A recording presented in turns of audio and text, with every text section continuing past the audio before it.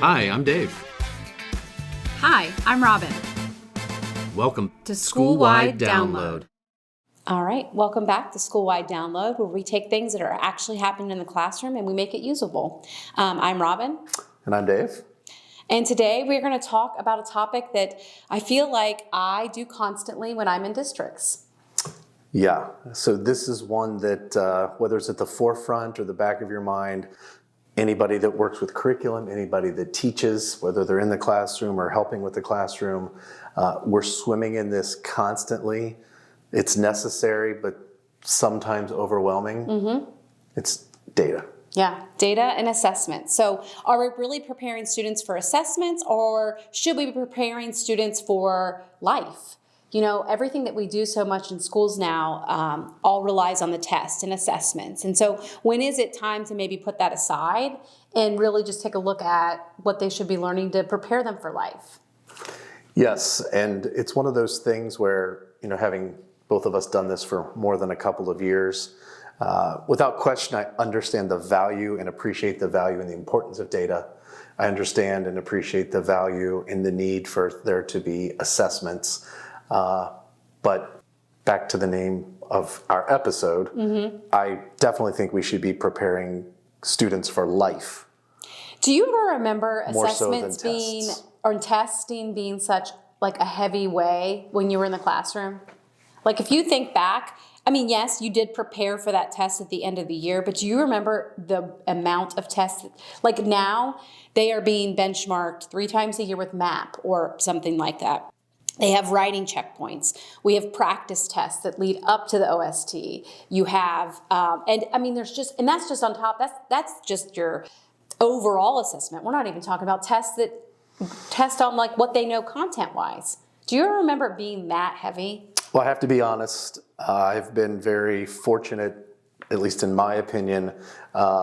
I typically, throughout most of my teaching career, I was not in a state tested. Oh, never mind then. So you didn't have that stress. So I'm aware of this. I've been to meetings where we're looking at data, we're looking at spreadsheets, we're looking at, but to be truthful, it typically was not me that was under the gun, but I can remember walking out of those meetings and talking to my colleagues and saying, okay, that was a lot. Yeah. And those colleagues saying, okay, now what am I supposed to do on Monday? Yeah. Just not because they weren't paying attention, it's just overwhelming. It's overwhelming. So I taught language arts my entire career, 4th and 5th grade. So that like element of testing, I always had that, but never like teachers do today. We never did the amount of testing 16, 17 years ago that they do now. The 1 year I taught, we had a 3-man team and I taught science and social studies and I helped out with writing, and that was my content area. And I can relate to what you're saying because they were like knee deep in all the data and I kind of didn't have to really worry about it that year. So I do feel that. Well, and I always felt a little bit, I don't know what the right word is, but I always thought I was very fortunate because oftentimes some of those scores, you know, we're talking evaluations, we're talking about, you know, OTES things, we're talking about that kind of stuff. But to take one step backward, one of the things I've always felt is, you know, having raised 2 kids myself, one of whom just give me the test and let me get it, and the other one who would be fearful of that test. The anxiety. I mean, there's data out there, and I know this is 100% not apples to apples because there's a lot of factors. But one of the educational systems of a country that always comes up with this particular topic matter is Finland. Oh, okay. And Finland typically scores on the international testing assessments top 10, usually top 5.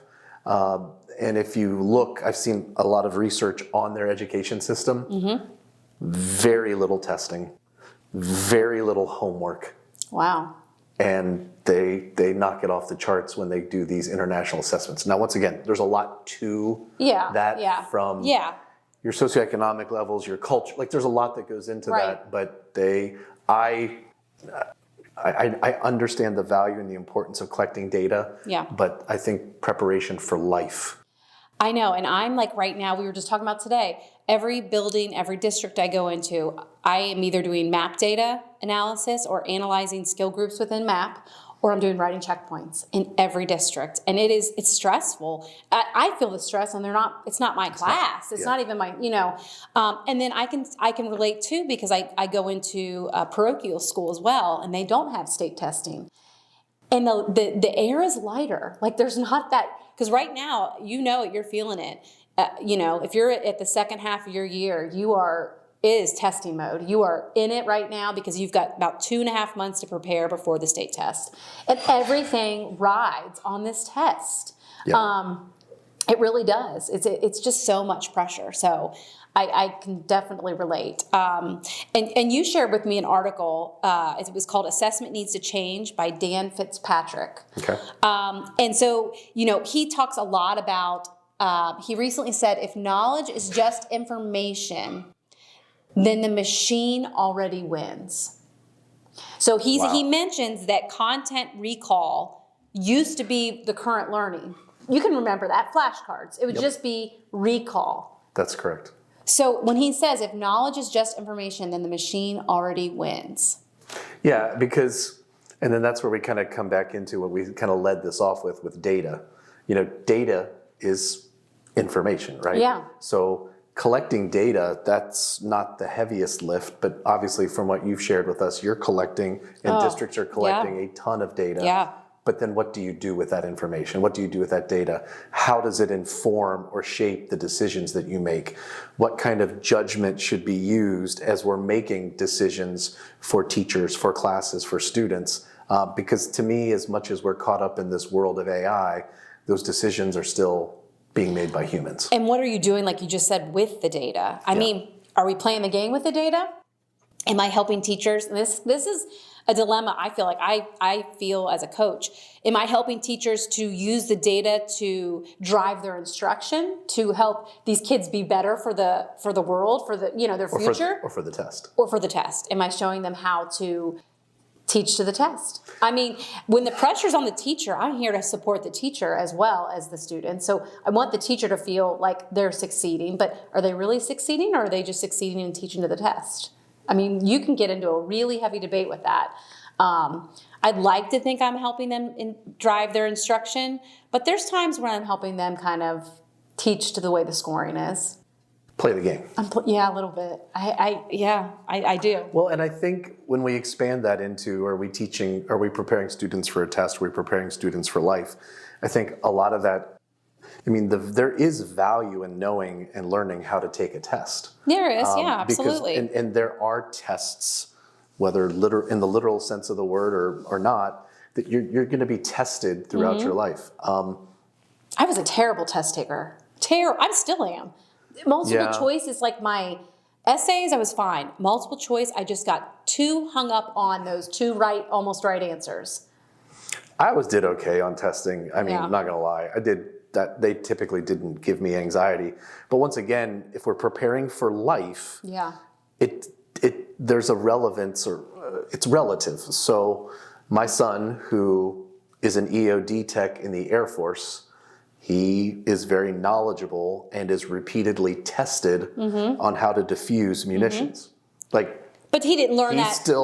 He's being tested, but it wasn't anything that he, no offense, but took from his education. No. He had to learn that. Now, Right. so there's value in teaching how to be a good, I guess, test taker?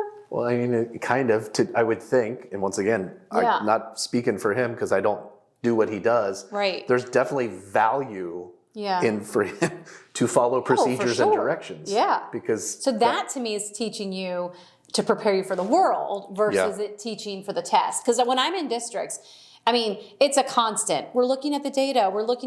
We've got this. We did this. You asked us to look at this. And then it's like, okay, what are we doing with it?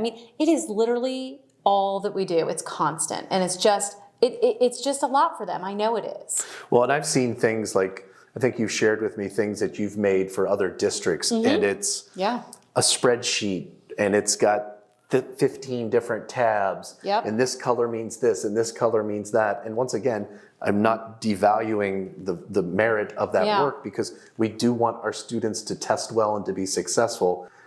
It we're developing not just people in humans that know math, we're trying to develop citizens and humans and I think compassion and understanding, and I don't know where that fits.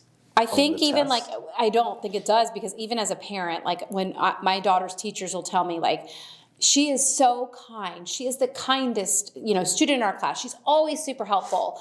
And then I get her scores and they're okay. I think I'd rather her be a nice person. I still want her to be successful, but I don't need her to be the top of the class, because I know if she's a kind person and going to be, she'll be successful, because she'll naturally become who she needs to be, and I'm okay with that. Well, and I think the opposite end of this whole, the opposite end of this conversation, or this, not really argument, but I do think that it's not best practice to not pay attention to any data. Right, and to not collect any data, because we have to inform decisions. So it does give you good information. Right, exactly. So bringing it back to data, what it actually is, I think one of the things we need to make sure is that we take that information, that data that's been collected, and ask the right questions, or ask better questions, or do learn from it so that we can improve whatever it is we're trying to change. And I think a lot of teachers and educators out there will resonate with this comment, but if you're a map tested area, school districts, which most of our districts are, you're not looking at the overall RIT of the student. That's the overall number.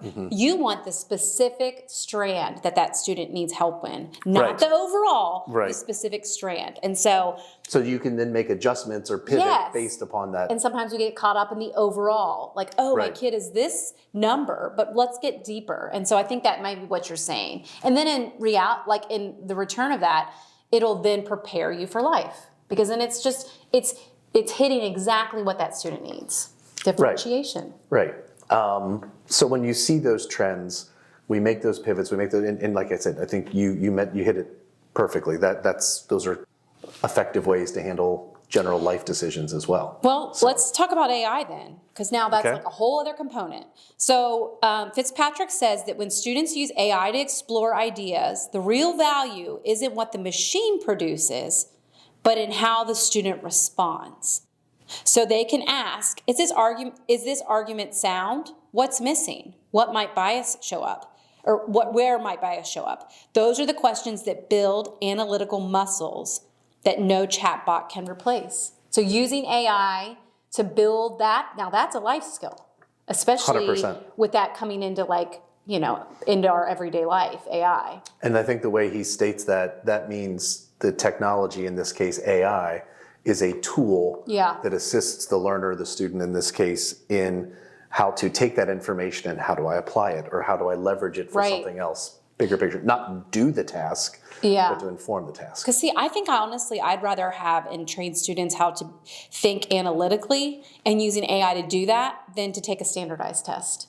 I think I'm still fine using an assessment like MAP, because it's an adaptive test. It tests the student and it moves with them, and it gives a score cognitively of where they're at.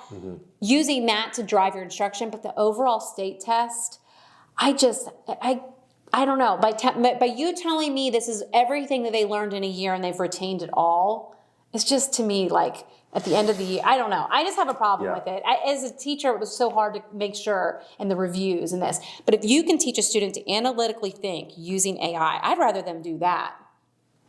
Yeah, and I think if the data can actually give us insights onto what the student or the human is thinking, I think that's absolutely beneficial data that's worth putting on a spreadsheet and color coding. That is worth spending it time to me. in a meeting. Because it's overwhelming. It really is. And I love data. Out of our entire team, I think I probably do the most when it comes to looking at data within our districts.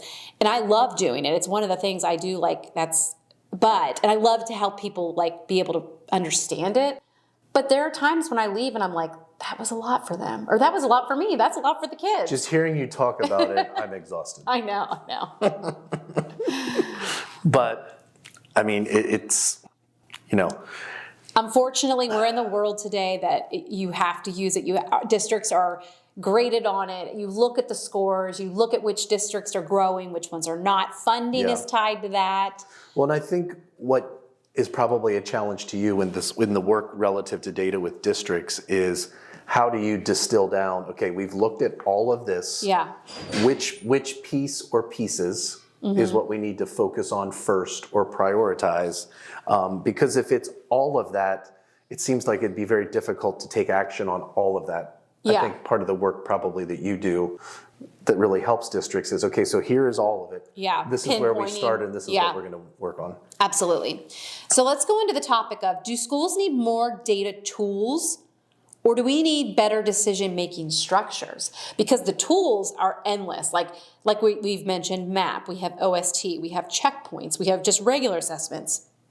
Well, not being We have AI tools. not being in the space as frequently as you, my naive thought about this debate about a tool, I don't see how tools like AI couldn't make the data more digestible, more quickly find maybe patterns to produce to visualizations. use it instead of me doing it, dropping it in AI. I would think there would be tools that could help us get to that decision a little bit more quickly and a little bit more I efficiently. have a colleague, Corbin Moore, if you're listening. He was a mastermind. You know, I think you met Corbin. Yep. He could create dashboards for our testing and our data like nobody I've ever seen. Like, this is before AI. Like, now with AI, I can't even imagine what he would create. But he would create these amazing dashboards. He was a guest speaker at one of our BC3s, I believe. Okay. Just to share what he had His created. dashboard. It was amazing. Yeah. But like, that was helpful as a teacher because the data would be dropped in there and we could read it and see it, and it was color coded and everything else. But now with AI, I'm sure it's, you can utilize that. But you know what? Thinking back to when we were teaching, I think we had better decision-making structures in place. I think we had less tools and data and testing and more structures in place. And I think Seems fair. now we've switched over to the tools and the data and all that. Well, the tools are flashy, they're trendy, they're shiny. Yeah. And I do think that there are some efficiencies that you can get from finding a tool that fits whatever the need is that you have. But I think sometimes we have a tendency that once we find a tool, then we play with that one or use that one for a little bit, then we move Just on like to the next anything one. else. Yeah. It's just that we just have so much at our fingertips now as educators that it's overwhelming. So like you just said, there's just so many different things that I think that come into play with AI, with technology, with data, with the new testing, if it's MAP, if it's iReady, whatever it is. There's just so many different things. But I think that's like kind of common thread in education as it is. Like, there's always the next new thing. So quick question, or I'm asking your opinion before we get into our try this tomorrow. I think in education, sometimes you can look at it as a wheel, things are cyclical. I think sometimes you can look at it as a pendulum. We go one way, then we swing back to the way that we. What is your thoughts? Like, is in the next 5 or 6 years, are we going to become more involved with data?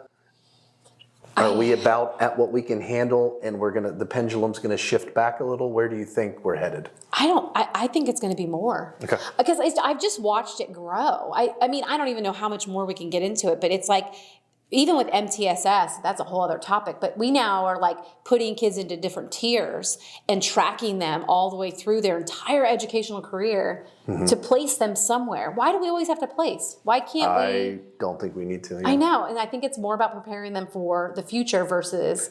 Exposure and awareness, I get. Yeah. An emphasis on a result, a product, or a decision. I don't want to know what I want to be when I'm in 6th grade when I grow up. I can explore. Well, and some may say too, we have a colleague who says that schools that aren't using any technology, that's like the new trend. That so is a trend. not allowing kids to have the Chromebooks and the computers and Less access. screen time. Less screen time. So maybe I'm wrong. Maybe we'll switch to going back to structure versus and preparing for life versus looking at data. Then I'm out of a job, I guess. That's So for our listeners out there, Robin, what would be a try this tomorrow, something maybe small scale that you could suggest? So here's a simple shift for curriculum directors and leaders and teachers, if you're listening.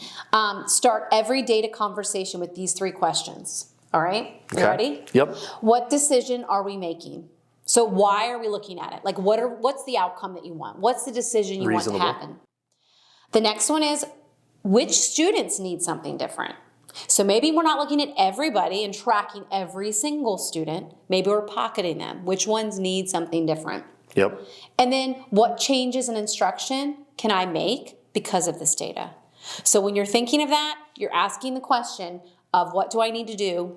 Who do I need to do it for? And make those changes. And I think that's as simple as it gets. I think you literally take the pocket of kids that you need to make the adjustment for versus making the adjustment across your entire class. So those 3 questions that you just mentioned. Yes. If the data doesn't help you to answer those, Yeah. then that data isn't as relevant. It maybe shouldn't even be talked about in that meeting. Yeah. Because we need to focus on whatever that specific. Maybe we're bringing too much data Yeah. to the table. Maybe we just need to focus on asking that one question, looking at that small pocket and making that one change. And that's it. I just think sometimes we bring way too much to the table. So Some could argue with us and say, no, it's good. You need all those things. But well, there's validity to both sides. There is. So one additional quote from Dan. yeah. He says that shallow tasks invite shortcuts, and that clear, meaningful decisions is what makes the work matter. So the emphasis with that. is shallow tasks, I think, might be leveraged with tools like AI to help. Yeah. But the actual decisions, which are going to have an impact on kids, that's still in the realm Yeah. of humans. And I think if you have not read this article, it's a great one to do with your staff or with your teachers or in your BLT. It's Assessment Needs to Change by Dan Fitzpatrick. I really think it was a good article. It's not too long and it's got a really great points that he makes in there. So that's today's episode. Not overwhelming at all, right? No, not overwhelming. So as always, we're always interested in hearing your feedback, your suggestions, your comments, your personal anecdotes or things that you've seen in your district or your classroom that can just add to, I think, the positive aspect, which is having these conversations. We may not have the exact same opinions on everything, but the value is in talking about it because I think that gets us to a better place to ultimately serve our students. Yeah, we'd love to hear from you. So let us know what you're using for data. What's overwhelming for you, and maybe that small takeaway helped you. So until next time. All right.